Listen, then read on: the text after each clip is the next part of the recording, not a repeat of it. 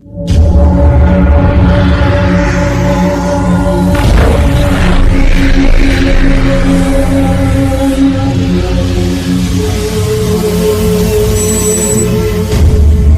है परमानेंट? ये बात नहीं। परमानेंट टिश्यू, परमानेंट टिश्यू क्या होता है? एक ऐसा टिश्यू जो अपना परमानेंटली फंक्शन करता है, वह डिवीजन नहीं करता है या मेस्टेम की तरह व्यवहार नहीं करता है, उसे हम लोग क्या कहते हैं भैया? परमानेंट। क्या कहते हैं? परमानेंट। अब परमानेंट टिश्यू जो होता है वो मिलनी कितने टाइप्स होते हैं भैया? 3 टाइप्स के होते हैं। कितने टाइप्स होते हैं? 3 टाइप्स। पहला जो होता है उसका नाम होता है क्या? सिंपल। दूसरा जो होता है उसका नाम होता है कॉम्प्लेक्स, और तीसरा जो होता है उसका नाम होता है स्पेशल। ठीक है, अब ध्यान दो। सिंपल का क्या मतलब है? सिंपल का क्या मतलब है? सिंपल में सिंपल परमानेंट टिश्यू का मतलब ये होता है कि ऐसे टिश्यू परमानेंट के जो एक ही प्रकार के सेल से बने होंगे, सिंगल टाइप ऑफ सेल के बने होंगे, उसे कहा जाएगा सिंपल। और जो डिफरेंट टाइप ऑफ सेल से बने उसे कॉम्प्लेक्स। और जिनका अपना स्पेशल फंक्शन हो और ये हर प्लांट नहीं पाए तो उनको क्या कहा जाएगा? स्पेशल। सिंपल टिश्यू जो होता है, simple tissue divide in 3 parts या 3 टाइप्स होते हैं। नंबर 1 होता है पैरेन्काइमेटस, पैरेन्काइमेटस या पैरेन्काइमा। दूसरा होता है कोरेन्काइमेटस यानी कोरेन्काइमा, और थर्ड होता है क्या? स्प्लेन्काइमेटस। क्लियर हो गया?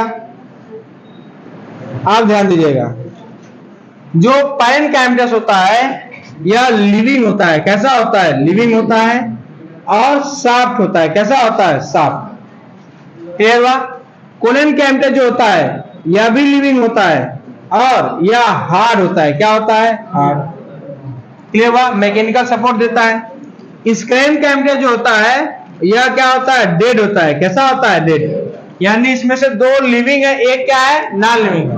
तो स्प्लेन्काइमेटस क्या होता है? डेड होता है, और यह क्या होता है? हार्ड होता है, और फाइब्रस होता है। कैसा होता है? फाइब्रस होता है। यानी यह भी क्या करता है? सपोर्ट ही प्रोवाइड करता है। किसको? Plant body. समझ में बात है? किसको सपोर्ट प्रोवाइड करता है? प्लांट बॉडी की। अब देखिए यहां पर ध्यान से, ये क्या आपका पैरेन्काइमेटस। क्या है? पैरेन्काइमेटस। और हम लोग जब बात करेंगे पैरेन्काइमेटस की, तो यहां पर ध्यान देंगे कि parenchymatous made up by living cells. कैसे बने होंगे? Living cells. लेकिन जो सेल्स होंगे वह थीन वॉल्ड होंगे। कैसे होंगे? थीन वॉल्ड होंगे। यानी इनके सेल वॉल बहुत ही पतले होंगे, बहुत मोटे वॉल्स के नहीं होते हैं। कैसे होते हैं? पतले होंगे, बहुत ही मोटे सेल वॉल यहाँ पर प्रेजेंट नहीं होते हैं, थिक सेल वॉल नहीं प्रेजेंट होते हैं। और इनमें यहाँ पर लिख देते हैं, यहाँ पर क्या? थीना सेल वॉल। ठीक है। और इनमें क्या होगा? प्रोमिनेंट डेवलप होगा क्या? Intercellular space. यहां पे क्या होगा? प्रेजेंट होगा इंटरसेलुलर स्पेस। ठीक है, इंटरसेलुलर स्पेस प्रेजेंट होगा। क्लियर? और इनमें ध्यान दीजिएगा, इनमें इंटरसेलुलर स्पेस न्यूक्लियस क्या होगा? डेवलप होगा। तो ये हो गया आपका न्यूक्लियस, ये न्यूक्लियस डेवलप है भैया। और इनमें प्रोटोप्लाज्म में क्या होगा? हाई अमाउंट में होगा। प्रोटोप्लाज्म कैसा होगा? हाँ, पूरा का पूरा सेल जो होगा वह प्रोटोप्लाज्म से क्या होगा? भरा होगा। इनमें न्यूक्लियस क्या होगा? Well develop. सेल ऑर्गेनेल्स क्या होंगे? डेवलप की वेल डेवलप होंगे कि नहीं होंगे? हाँ, इनमें सेल ऑर्गेनेल्स क्या होंगे? वेल डेवलप होंगे। क्या होंगे? वेल डेवलप होंगे। क्लियर हो गई बात? समझ में बात नहीं है? अब इनका फंक्शन समझ लेते हैं। क्या फंक्शन है? ध्यान दीजिएगा। ऐसे पैरेन्काइमेटस, ठीक है, जिनके पास क्लोरोप्लास्ट प्रेजेंट होगा, ठीक है, क्या प्रेजेंट होगा? क्लोरोप्लास्ट। और ये क्या परफॉर्म करेंगे? फोटोसिंथेसिस। ऐसे पैरेन्काइमा को हम एक नया नाम देंगे। क्या? क्लोरेन्काइमा। क्या कहेंगे? क्लोरेन्काइमा। यानी ऐसे पैरेन्काइमेटस जो क्लोरोप्लास्ट होने की वजह से फोटोसिंथेसिस परफॉर्म करते हैं, उनको हम लोग क्या कहेंगे? क्लोरेन्काइमा। ठीक है। तो रूट में स्टेम में, ब्रांचेस में, ठीक है, फ्रूट में, फ्लावर्स में, जहां पर भी ये ऐसे सेल्स पाए जाएंगे उनको क्या कहा जाएगा? क्लोरेनकाइमा। लेकिन अगर यही सेल्स लीफ में पाए जाते हैं, क्या पाते हैं? लीफ में, तो वहां पर हम क्लोरेनकाइमा नहीं कहते हैं, वहां पर हम लोग कहते हैं मीसोफिल। क्या कहते हैं? तो यानी जो मीसोफिल सेल और रियलिटी में क्या है? पैरेनकाइमेटस है, या हम ये कहते हैं कैसा है? क्लोरेनकाइमेटस है। भाई पैरेनकाइमा जिसमें क्लोरोप्लास्ट प्रेजेंट है उसी को हम लोग क्या करें? क्लोरेनकाइमा। ये कहां प्रेजेंट है? रूट में, स्टेम में, आपके ब्रांचेस में, फ्रूट में, फ्लावर में। अगर यही लीफ में प्रेजेंट है तो क्या कहेंगे इसको? मीसोफिल कहेंगे। अब मीसोफिल में यह लीफ में दो प्रकार से अरेंज होता है, अरेंजमेंट इसका दो प्रकार से होता है। अगर ऐसे वर्टिकली अरेंज होगा और इनके बीच में इंटरसेलुलर स्पेस नहीं होगा तो इसको हम लोग कहेंगे पैलिसेड। क्या कहेंगे? जब हम लोग लीफ पढ़ेंगे तो वहां पर देखेंगे कि leaf made up by mesophyll cells, है ना। Mesophyll cell differentiated into two type of tissues या two type of cells. Number one palisade, second is the spongy. Palisade is the vertical connected cells with no intercellular space and present on the upper part of the leaf. कहां present होगा? upper part, upper surface of the leaf. Spongy is the rounded cells with a large intercellular space present on the lower surface of the leaf. तो leaf के lower surface में कौन present होगा? Spongy. Upper surface में कौन present होगा? Palisade. और बीच में क्या प्रेजेंट होगा? Vascular bundle. क्या प्रेजेंट होगा? वेस्कुलर। इस तरीके देखो, जैसे ये हो गया आपका पैलिसेड सेल्स, बीच में आपको वेस्कुलर बंडल दिखाई देगा, जाइलम और फ्लोएम, और उसके अगल बगल जो सेल्स होंगे नीचे तरफ वो कौन से होंगे? स्पॉन्जी। ये नीचे की तरफ जो सेल होंगे इनका रखा जाएगा नाम स्पॉन्जी, ठीक है। और जो ऊपर की तरफ इसका नाम रखा जाएगा क्या? पैलिसेड। और यहाँ पर ये बीच में क्या है? Vascular bundle. तो इस टाइप का, और ये ऊपर की तरफ क्या आपको दिखाई देगा? अपर एपिडर्मिस, और नीचे तरफ क्या दिखाई देगा? Lower epidermis. इस टाइप का आपको टिश्यू मिलता है कहां? लीफ के अंदर, इनसाइड द लीफ।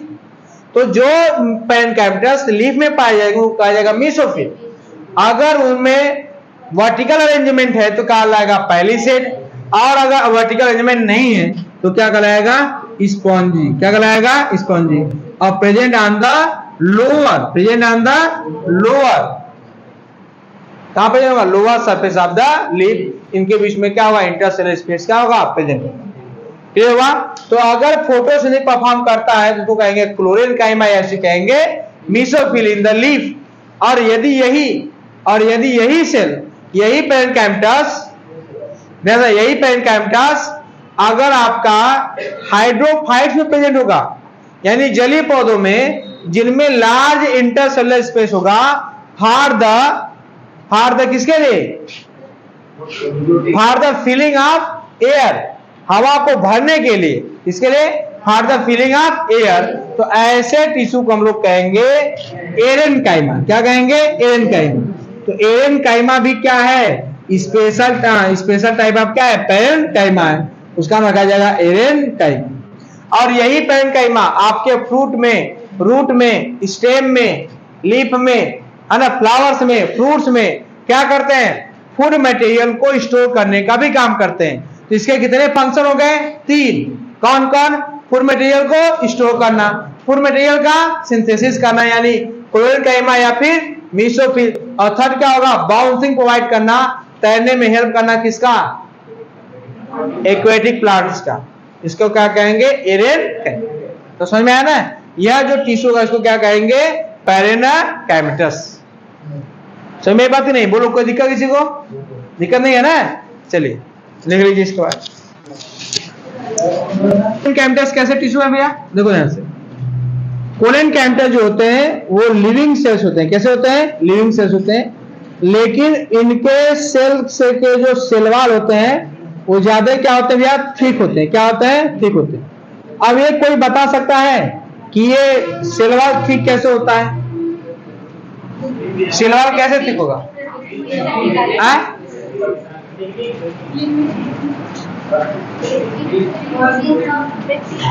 देखो सुनो ध्यान, होता क्या है कि जब आपका न्यू सेल बनेगा ना, उसमें अगर सेल वॉल थिन है तो समझ लीजिए कि उसमें सिर्फ कौन सा सेल वॉल है? Primary cell wall. कौन सेल वॉल है? प्राइमरी। आपने कभी पढ़ा है प्राइमरी सेकेंडरी टर्शियरी? तो जब सेल पतला रहेगा, थीन रहेगा सेल वॉल, उसको हो जाएगा प्राइमरी सेल वॉल। और जब प्राइमरी सेल वॉल बन गया तो उसी प्राइमरी सेल वॉल के ऊपर क्या होगा कि सेकेंडरी और टर्शियरी सेल वॉल का डिपोजिशन होता है, मतलब जमा होता है, जिसकी वजह से वो सेल वॉल क्या हो जाएगा? मोटा हो जाएगा। उसके बाद अगर जमा होना होगा तो कौन जमा होगा? पेक्टिन। तो जिससे सेल वॉल क्या हो जाएगा? मोटा हो जाएगा। ठीक है।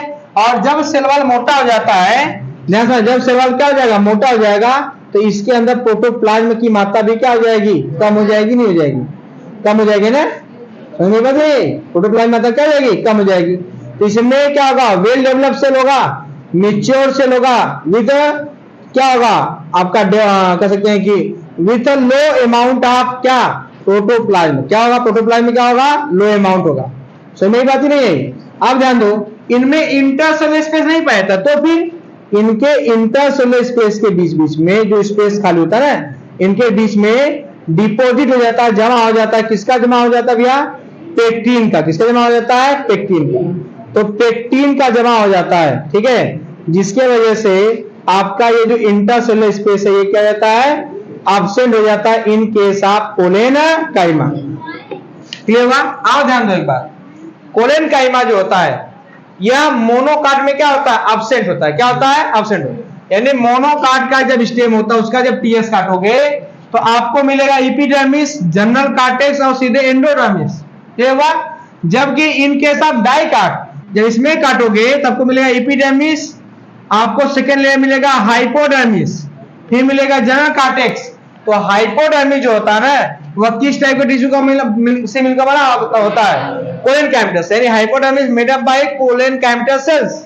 ठीक है। इसीलिए आपको पता है जब आप कभी टेरिडोफाइटा, जिम्नोस्पर्म या एंजियोस्पर्म के रूट का, स्टेम का सेक्शन काटते हो तो आपको वहां पर डबल स्टेनिंग टेक्निक करनी पड़ती है। क्या करनी पड़ती है? Double staining technique. क्यों? क्योंकि हाइपोडर्मिस या फिर स्क्लेरेनकाइमेटस जो सेल होंगे वो क्या होंगे? थिक वॉल्ड होंगे, और थिक वॉल्ड होने की वजह से उनके ऊपर ज्यादा कलर चढ़ता नहीं, इसलिए उसको दो बार स्टेन किया जाता है। एक बार मतलब हल्का हल्का दो बार स्टेन किया जाता है, क्योंकि ये थिक वॉल्ड होते हैं। तो इन केस ऑफ मोनोकाट, स्क्लेरेनकाइमेटस क्या मतलब आपका हाइपोडर्मिस क्या होगा? एब्सेंट होगा। डाइकाट में हाइपोडर्मिस क्या होगा? प्रेजेंट होगा। और हाइपोडर्मिस किसका बना होता है? कोलेनकाइमेटस का। जबकि जनरल कार्टेक्स किसका बना होगा? पैरेन्काइमा का। और हाइपोडर्मिस किसका बना होगा? कोलेनकाइमा का। लेकिन हाइपोडर्मिस कहां एब्सेंट है भैया? मोनोकाट में। डाइकाट में हाइपोडर्मिस क्या है? प्रेजेंट है। यानी जब आप डाइकाट का स्टेम काटोगे आपको वहां पर क्या मिलेगा? हाइपोडर्मिस। किसके बाद? एपिडर्मिस के बाद कौन सा मिलेगा लेयर? हाइपोडर्मिस मिलेगा। क्लियर हो गई बात की नहीं हो गई? समझ में? तो यहां पर इंटरसेलुलर स्पेस क्या होगा भैया? एब्सेंट होगा इन केस ऑफ कोलेनकाइमेटस। कोई दिक्कत किसी को? बोले। समझ में बात की नहीं है? तो ये आपका कौन सा सेल है भैया? कोलेनकाइमेटस या कोलेनकाइमा। और ध्यान दो, कोलेनकाइमा में कुछ कोलेनकाइमा में क्लोरोप्लास्ट हो भी सकते हैं, यानी ये फोटोसिंथेसिस परफॉर्म कर सकता है, लेकिन मैक्सिमम में नहीं पाया जाता है। ठीक है। यह मैकेनिकल टिश्यू है, यह मैकेनिकल प्रोवाइड करता है। कहीं जो आप फल खाते हो, फ्रूट्स खाते हो, वहां पर जो आवाज आती है ना कड़कड़ की, है ना, वो जो आवाज आती है वो आवाज किसकी वजह से आती है? इसी कोलेनकाइमेटस। जैसे नाशपाती खाते हो, नाशपाती में आवाज आती है। कच्चा मैंगो खाते हो तो आवाज आती है। तो यहाँ पर आपको क्या आंसर किसमें मिलेगा? वहां पर कोलेनकाइमा। समझ में आता है? बना रहेगा।